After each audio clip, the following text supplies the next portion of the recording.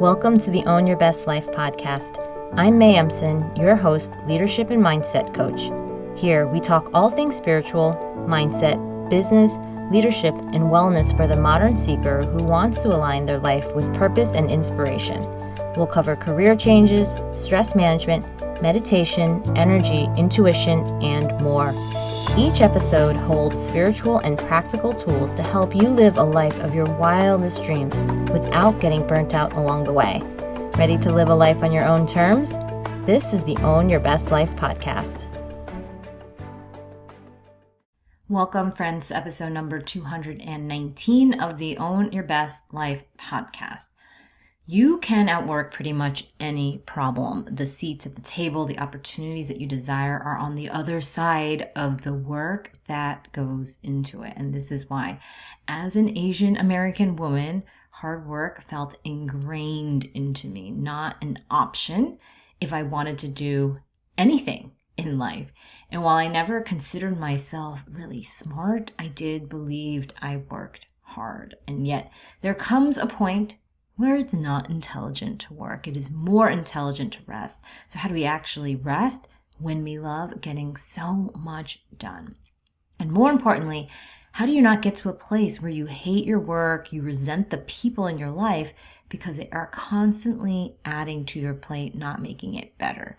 So if you've been on the burnout, the exhaustion bus, it is time to get off. And today's podcast on how rest is productive is a must listen.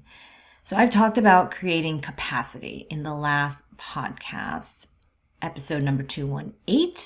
You can go to mayemson.com/218, where we're talking about how to stop playing small. And I shared how this past year has really opened up this new kind of growth because I had more space and time to lean into new projects, new work demands, different relationships, fun trips and adventures, more surfing. And I will credit this shift in my capacity to use rest well.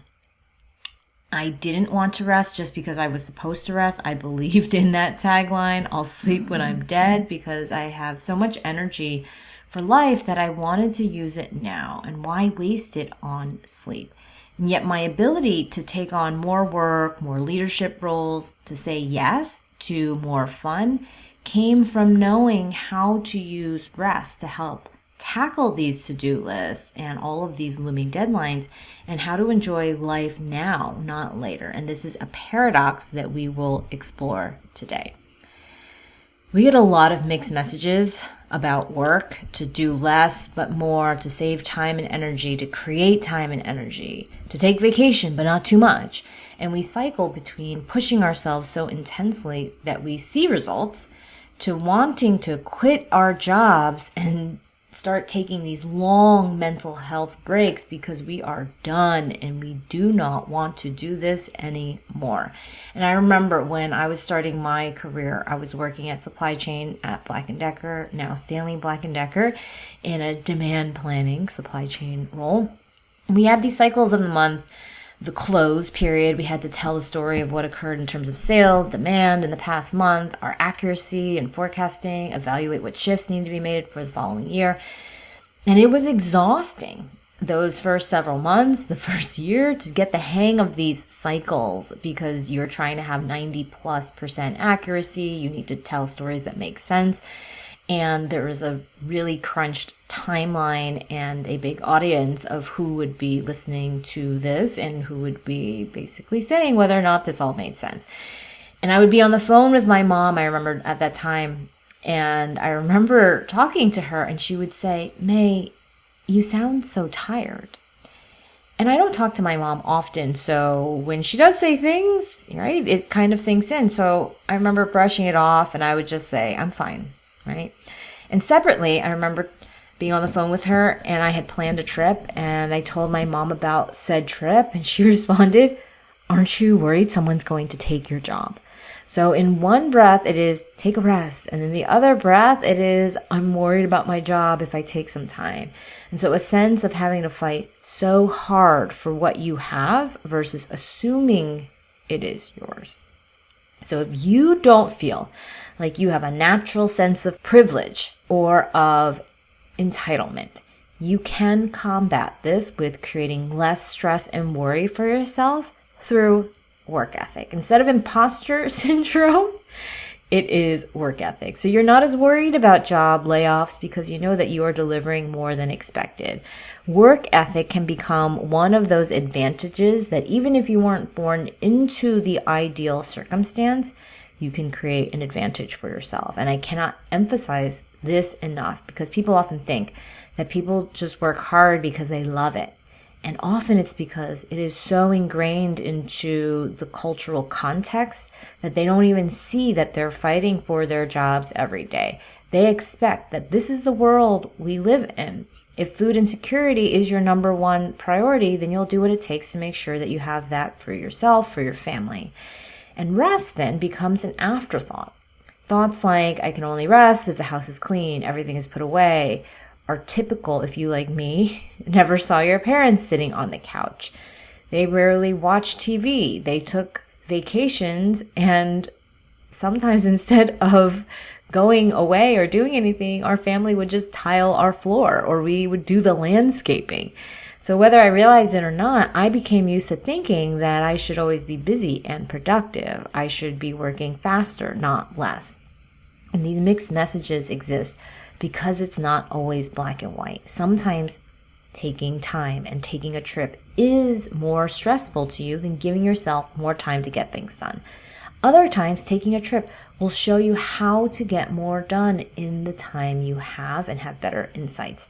And if you're confused about how to rest and work effectively, it's normal because of all these reasons, and it's not your fault if you haven't figured it out yet. What can change from here on out is understanding that you will no longer let yourself be confused about resting and working. You can decide that there is no more confusion, that you can make the work and the rest decisions more simple than ever before. And first, in order to do that, you have to truly see what rest does and why it matters. For example, did you know that we actually perform better when we rest? Like truly perform better. Did you know that driving while sleepy is similar to driving under the influence of alcohol? Delays your decision making and your response time. Did you know that everything from weight loss to memory is affected by sleep? It's a wonder drug bottled into something called sleep, and we achievers have been underutilizing it for decades. No more. If you're a parent with a newborn or young children, you will have a challenge with sleep deprivation. If you struggle staying asleep or going to sleep, it will be more challenging to rest. If you have alternate and different cycles of when you go to sleep and when you wake up, this also adds to the challenge. Yet there is no perfect sleep. We are on a trajectory of improvement, getting better, not getting more anxious about the perfect sleep we are not getting. So let's begin. I teach my clients a rest protocol that changes their mindsets about sleep, and it changes their routines, what they actually do. So if you want to feel at your best and like you're glowing with health and energy again, getting rest is key. And when I started testing some of these rest protocols, I would force myself to do massages. I love massages, but it felt like such a luxury. Even with the massage, I prefer deep tissue or harder massages to feel like they were actually, quote unquote, doing something in my body. And remember, my thought was everything had to be productive or have a purpose. And one morning, after a deep tissue massage, I was walking outside back to my car in that almost comatose state, that post-massage high you get from releasing the stress and the tension, having your face just buried for an hour, and everything just leaves your body, right? You feel lighter. And as I was walking, staring towards the sky, I suddenly had this big insight. I was working on a leadership curriculum. We were at the beginning phases. Something felt a little bit off. And it occurred to me as I was getting closer to my car to change the timing and the style of training. And this wasn't the right timing for this kind of training that we were thinking of. I had to call an audible. I had to change the kind of work, the flow of the curriculum. It all clicked and it made sense. I knew exactly what to do next. that it would truly be more effective this way. And when I shared my plan, everyone said it made sense. And these kinds of insights, these shifts to the plan, are what I get paid for and what your clients and organizations will pay you for as well. They add value. They are not found on Google. They are not in other people's brains. They are found in ours alone. And if I hadn't taken that break and had that insight, I would have copied and pasted everything I've been doing up to that point. This is the point where you see, oh, this is the alternate universe, the parallel universes that I talk about, where one way of living creates a different path for you, one that you actually shift into that's more critical thinking, and one where you're challenging yourself to do different things. And the other one is copy and pasting everything.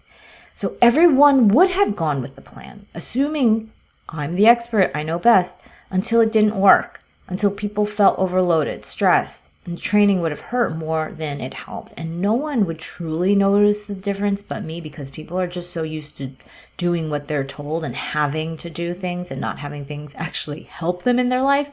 Yet the purpose of you being a leader is to have higher standards of yourself, the things that you ask about, the things that you request, the things that you're putting on other people, having higher standards of all of those things than other people would. And it reminded me that we need to have some space in our work, especially if we are or we want to show up as leaders in any area of our life.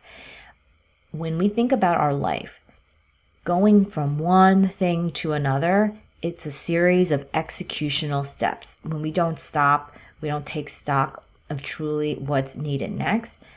This is where coaching comes in, as we interrupt and we question and we create an alternate path for that next universe. We often copy and paste the path that was already well-worn, which is the past. And we copy that into the future. Why? Because it's easier for us to do a series of steps we've done before. This is linear thinking at its best versus divergent thinking. And which is why we wake up a year from now, 10 years from now, wondering why nothing has changed. We're still wondering, why have I not gotten the job or the thing that I've been going after? Why have I not had the relationship or the moments of joy that I wanted to have? So why am I not as proud of myself, even though I've made so many changes on paper that look great?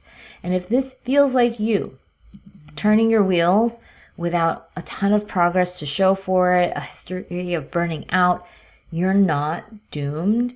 You just need a simple step change that I work with my clients on that is entirely able to be learned, even if you have a busy schedule in life. And it is the foundation of you looking at what's next in my next year, 5 years of growth, of going from doer to leader of leaders. And the essence is that you have to rest. You have to prioritize it within the cycles of the work that you are completing in a day, a week, a month, a quarter, and a year. Everything has a rhythm and flow, including your work and rest. You also know what your rest protocol is for you, because not everything, for example, drinking, TV, etc., can be used as rest, even though they may seem relaxing. And when you time it properly, your rest creates these big insights for you to take the next steps on when it's time to work. Your rest also allows you to have even more energy, physical energy, and mental energy, and spiritual energy, and emotional energy. And that creates this momentum to do the hard part of the work, which is inevitably there for anything that you are working towards. There is always the hard part. And when you see more progress because you go into a bout of work and you actually create something worthwhile, it fuels you to take the rest more seriously. You trust that when you do this, it creates results. And when you treat yourself like a high-performance athlete, you start getting more roles and opportunities and the abundance that comes towards people who know how to handle harder, vague, ambiguous tasks that require focus, discipline, and creativity. The other part of you realizes that you don't always get the rest that you need. So hey, there will be times when I can control some things and have rest, but there's a part is I know I'm not always going to get it. There will always be those situations in life when you are not the most prepared because they catch you by surprise or they tax you for longer than you're expecting. So think about personal crises that pop up unexpectedly, upcoming restructuring or layoffs that are constantly happening where you are potentially going to be affected, or even changing priorities in work, deadlines that move up, financial responsibilities you didn't think about. You need rest for those moments too. And if you haven't trained yourself on how to rest psychologically, emotionally, physically, without massive amounts of time off or a giant break in between projects or work or crisis, it's harder and more difficult to handle those situations with grace, with composure. Harder times define us. Harder jobs, projects, family situations, they are not desired, but they are our reality whether we love them or not. These harder times are the moments that spiritual achievers are ready for and willing to take on even when they're tired.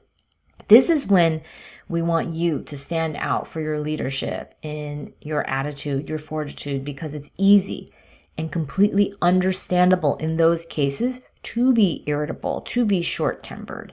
You have more in you left to be intelligent, to know how to execute and rest. You don't have to go on forever. And it's smarter sometimes to call it quits for a short break than it is to quit forever.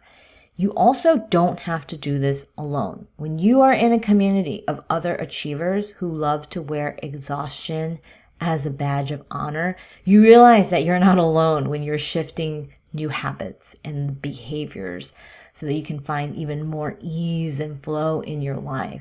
And the paradox is that the more you allow yourself to love your work, the more you allow yourself to rest for your work.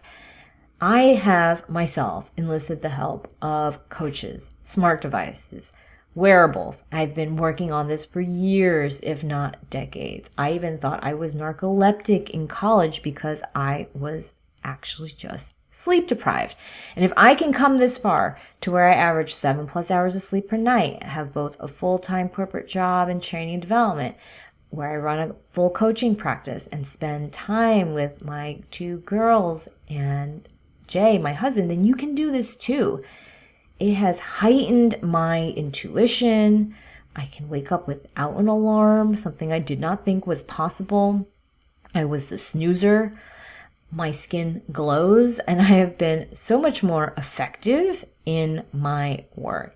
And my clients also notice that they're calmer under pressure. They make decisions that they never would have before, decisions more consistent with the kindness, the compassion, the intelligence that they have inside. And they get more positive feedback at work. They feel more settled into who they are, less anxious about their insecurities, and then more confident in their ways of working, even if they've struggled with burnout in the past. It is not easy for achievers to rest, but when they do, they see that this protocol fuels their next level of growth and is the engine for their ability to be seen as leaders and to have the kind of lifestyle that they truly crave, one that has more space, time, and energy while feeling truly abundant. So if you join my program, I'll teach you what I learned over decades in days and hours. I want you all to utilize rest for all of the incredible results it can help you create. You can stop overworking and hiding, feeling like no one truly sees the brilliance within you, even though you're working all the time.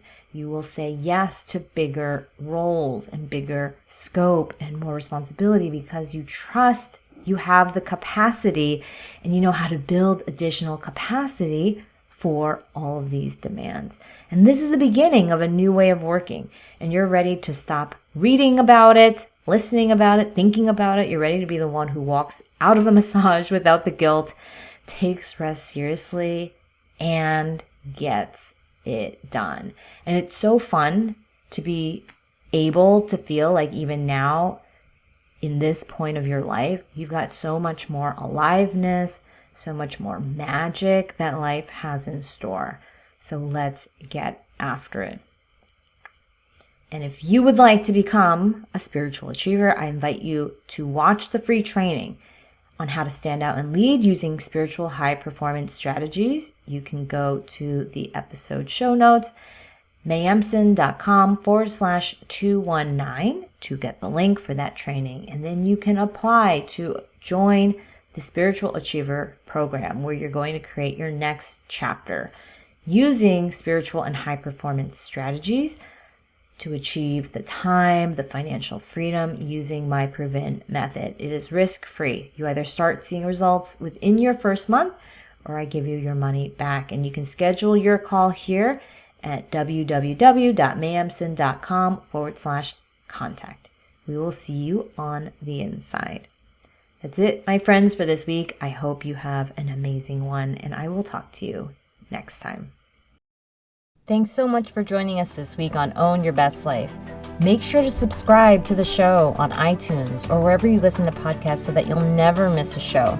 And while you're at it, can you please rate and review on iTunes? I would so appreciate it. Share it with a friend, take a screenshot of it, and tag @MayEmson. This helps continue to get the word out. For more show notes and resources, check out www.mayemson.com. You'll have all the links to everything you heard here today. Thanks so much for listening. It's time to own your best life.